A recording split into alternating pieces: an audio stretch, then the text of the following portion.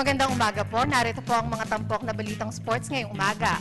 Sa basketball, hindi bababa sa 3 teams ang nagpahiwatig ng kagustuhang ma-acquire si Bo Belga mula sa Rain or Shine Elasto Painters. Ito'y matapos na malaglag ang 6 big man mula sa roster ng Gilas Pilipinas National Team. May report si Nicole Ramos. Bagamat nabigong makakuha ng pwesto sa roster ng Gilas Pilipinas team, hindi naman maikakaila na patuloy ang pagtaas ng value ni Rain or Shine Elasto Painters big man Bo Belga. Sa katunayan, inamin ni Rain or Shine coach Yeng Giao na kabi-kabila ang trade offer sa kanila para sa 6'5" slotman.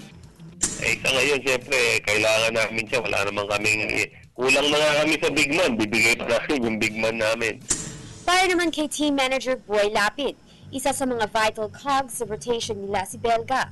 Kaya't malabo aniyang malagay sa trading block ang 2008 first round draft pick.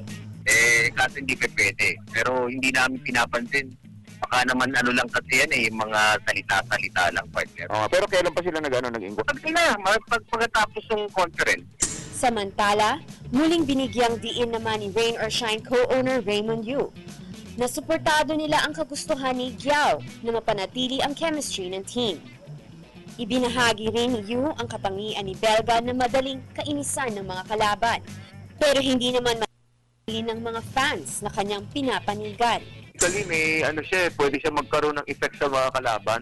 Kaya niyang pikunin yung mga Hindi naman namin inuutos, hindi naman inuutos si Coach Yang yung gano'n. Natural niya talaga yun. Yun yung talent niya.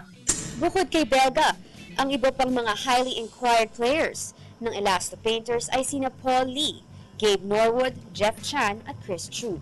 Para sa Good Morning Boss, Nicole Ramos, PTV Sports.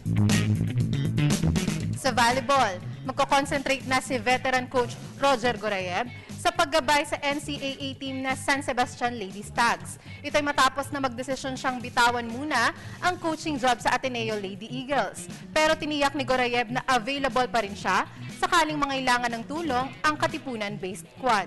Narito ang report ni Cristabel De Leon. Bilisanin na ng multi-titled coach Roger Gorayev ang pugad ng Ateneo Lady Eagles. Sa panayam ng PTV Sports, ibinunyag ni Gorayev na nais muna niyang bumalik sa kanyang mother ball club na San Sebastian Lady Stags dahil napapabayaan di umano ang volleyball program ng kolehiyong unang nagbigay sa kanya ng break. Babalikan ko lang yung basta doon muna ako mag-concentrate kasi medyo na pabayaan ko na in some way dahil nakapag-concentrate ako sa Ateneo Pero tiniyak ng outspoken mentor na hindi niya basta-basta tatalikuran ng Ateneo, lalo pat naging bahagi na ng kanyang buhay ang pagbangon ng volleyball program ng Katipunan-based squad. When I started with Ateneo, puro first year yung player ko. Tapos we ended up getting 3 medals for Ateneo. Their first 3 medals sa UAAP ba? Tapos 2 final appearances.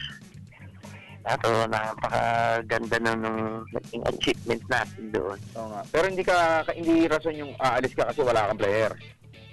Hindi naman, hindi pre kasi when I started with Ateneo, wala naman talagang player. Samantala, maring itinanggi naman ni Gorayev ang obserbasyon ng ilang kritiko na kaya umano niya iiwan ng Ateneo ay dahil graduate na ang mga key players ng team tulad nila Gretchen Ho at Phil Cainglet. Git ng 6-time NCAA champion coach, malakas ang roster ng Lady Eagles na iiwan niya ngayong 76th season ng UAAP. Para sa Good Morning Boss, Cristabel De Leon, PTV Sports.